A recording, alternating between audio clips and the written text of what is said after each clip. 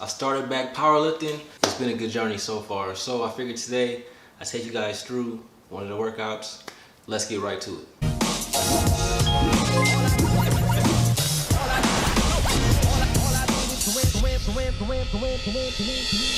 What's going on, everybody? Welcome to Hard Gunning Fitness. My name is Jelon, and today I got a full powerlifting workout routine for beginners that I'm going to give to you guys. Check it out. I've been working out with the powerlifting style for about 1.5 to 2 years. Took a break for about 4 to 5 months just to give my joints a break, so to speak.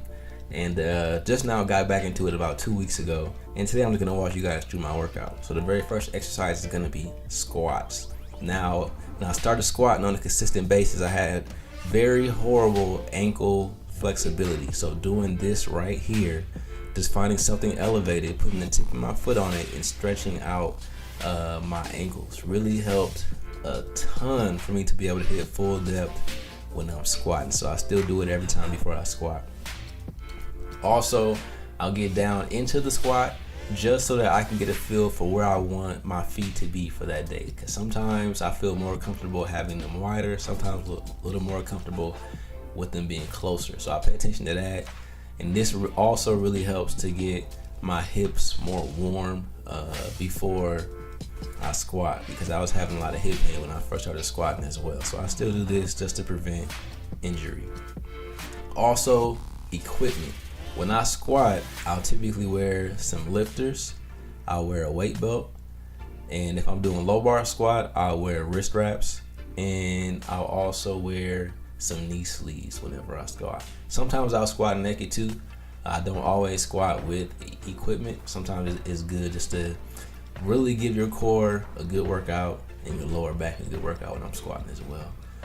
Here we doing some warm-up sets. We started at 135, 185, then we go to 225, then we go to 275, which I didn't record, I don't know why.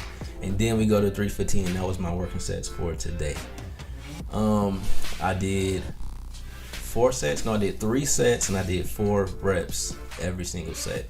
Now, last year when I first started powerlifting and I did this exact same rep scheme, I was around 290, 295-ish. That was for 3s. For 4s, I was actually doing about 270, 275. And now, a year later, I'm hitting 315 for 4 repetitions. And I actually feel like I can do a little bit more. So last week or 2 weeks ago when we started this workout program, I was doing 300, and we've been going up in increments of 5 pounds for every single exercise that we do. Not every single, but all of the big 3, deadlifts, squats, and bench press. We go up at least 5 pounds every week. So now I'm at 315, and as you can see, I'm moving it not super easy, but it's not, it's doable, so to speak. I typically take a rest for about 2 to 4 minutes in between every set, just depending on how the previous set felt. You see how I was walking out. I was a little tired there. Look at my wrist. If you can see that there's a lot of pressure being placed on my wrist, that's why I wear the wrist wraps. If I don't wear those, my wrist hurt kind of bad. Also, look at the bar. Doing low bar squat versus high bar squat. There's a big difference in what muscles are worked, and some of the mechanics during the squat are a little bit different as well. So if you got a question about that, or you don't know about that, comment down below, ask the question, and I will definitely get you an answer, all right? One thing that I do want to say as I'm finishing up this last set of squats is that it took me a really long time to get comfortable doing squats. Now, we were doing last year when we were squatting on a consistent basis, we were doing I think 4 days out of the week we were squatting, and we would switch our reps up every single day. So one day it might be 6 sets, and then 5, 4, and then 3. And every week the focus was on progressive overload, trying to add more weight to the bar every single week. And as we did it more often, my form got better and my entire body transformed. Like, my core got stronger, back got stronger, hams, glutes, quads, even my calves got stronger. Like, you can see in the video, I actually have calves. Like, before I started squatting, my legs was just straight up and down. For real. So if you don't squat on a consistent basis, I really encourage it. If it's something that you stray away from because it's difficult for you, I encourage you, get in the gym, do your squats. It's really gonna help you get stronger on all of your other movements as well. So we also did bench press. That was 3x5, so 3 sets, 5 reps. This is 245 pounds. Now let's talk about a few things that I've really noticed that helped me with my bench press over the last couple of years. One is working on my weak area. So my back and my glutes were a really weak area for me. This is Derek going 295, by the way. But my back and my glutes were a really big weak area for me.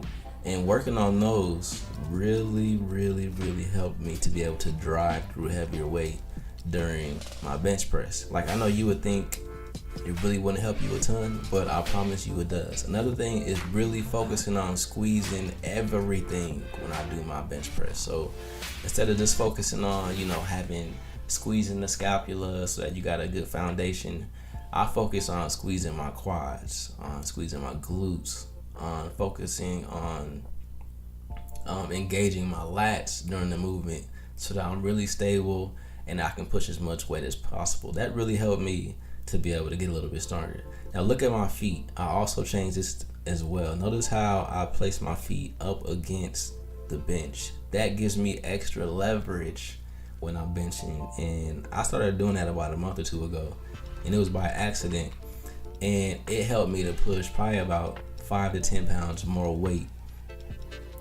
just by doing that one thing. So I press my feet up against it and I use it as leverage to help me squeeze my glutes and my quads and my hams during the movement, and it helps me to stay more stable and to be able to push through the repetition. So that's helped a ton. Now not all benches have those two frames that stick out from the bottom of the bench, so if yours doesn't, then you may not be able to use it. Now that's just something that I've used to help me to get better at the bench. As you can see, Derek doesn't do it, but he's still pushing a lot of weight, so to each his own. But if you just want to put a couple extra pounds onto the bar, try that. I promise you it'll help. All right, and then we also did strict press. Well, Derek did strict press. I did behind the neck strict press to kind of focus more so on the rear delts and my back, which, as I said, is a really big weak area for me. So I'm trying to do exercises to help more with that.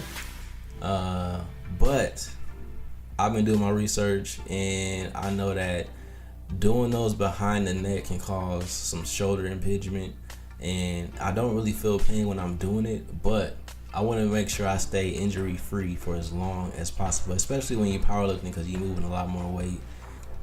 So with that added stress on your joints, it really increases the probability that you can get injured while you're powerlifting. So I want to make sure I take as many precautions as possible to prevent injury.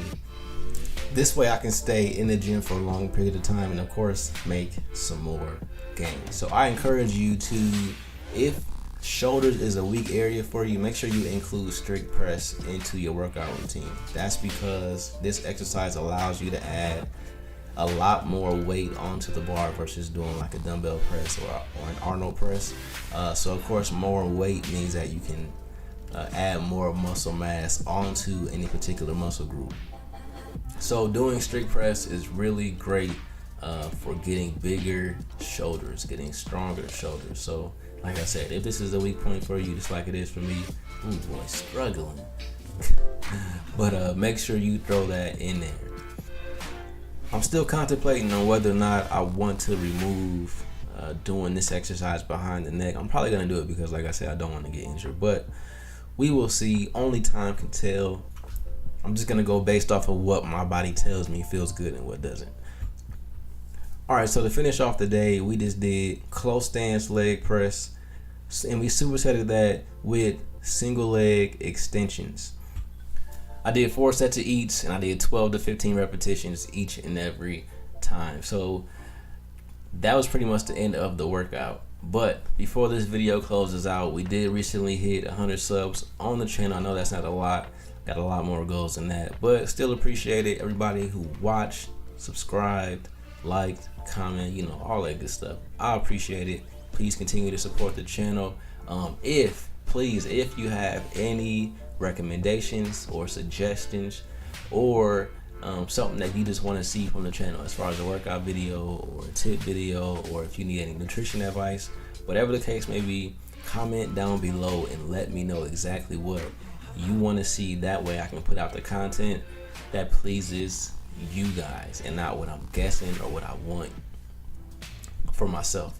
So thanks for watching. I'm Jalon. As always, this is Hard Gainer Fitness, helping you defeat yourself and crush the scale. I'll see y'all next time, man.